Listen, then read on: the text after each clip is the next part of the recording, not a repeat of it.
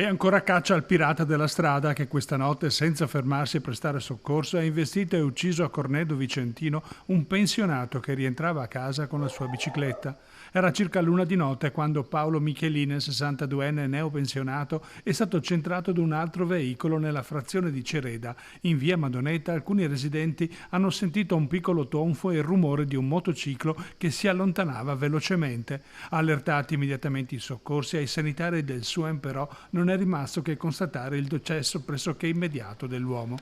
Paolo era una persona riservata e mite, conosciuto nella zona. Allora, personalmente lo conoscevo di vista, era un signore di 62 anni, era in pensione da un anno dove ha lavorato per una nota azienda del territorio di confezioni, la Peserico Confezioni, una multinazionale, e è una persona mite, una persona equilibrata, viveva con la sorella, non aveva figli e non era sposato. Un evento che non si era mai verificato in tempi recenti lungo questa strada periferica, che presenta però qualche limitazione. Ma è inedito questo incidente, è una frazione storica del territorio di Cornedo, dove è presente anche una delle più vecchie e le più antiche chiese del nostro territorio.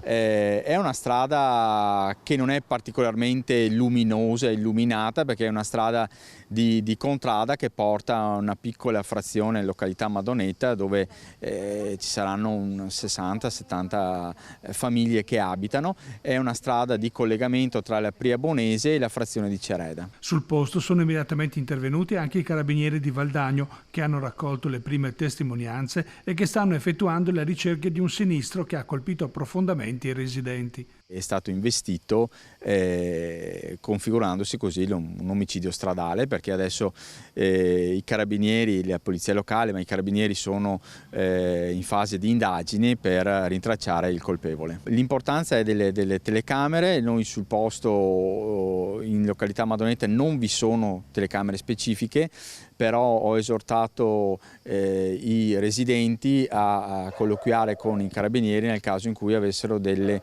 telecamere di videosorveglianza interna che diano sui giardini o sulla strada.